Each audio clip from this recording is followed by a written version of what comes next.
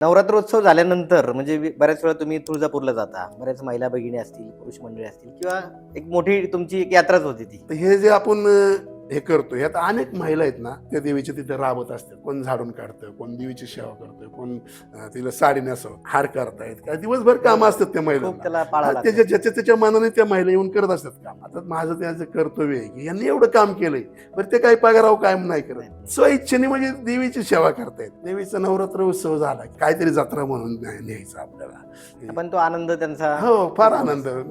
सगळे बालगोपाळ घेऊन निघायचे, हो. टेम्पो आहे जायला, Family मस्त सगळे. वयोवृद्ध महिला असायची, तिचे नातू पण सगळे सुनावाळा घेऊन निघायचे सगळे. देवीची गाणं म्हणत बिनत जाणार. मी स्वतः त्यांचं देवदर्शन घडून आणायचं. इतकं भारी वाटतं ना ते, त्यांच्या चेहऱ्यावरचे ते समाधान. हा म्हणजे वर्षभर जे काही ते काम करतात, हो, नवरात्र उत्सवाचा उत्साह असतो. उत्साह असतो. एक सेवा म्हणजे बरोबर आहे. देवीकडे जाणं म्हणजे या देवाचेच आहे सगळ्या, अरे आणि या देवांना ती देवी दाखवायची हो आपल्याला. हो.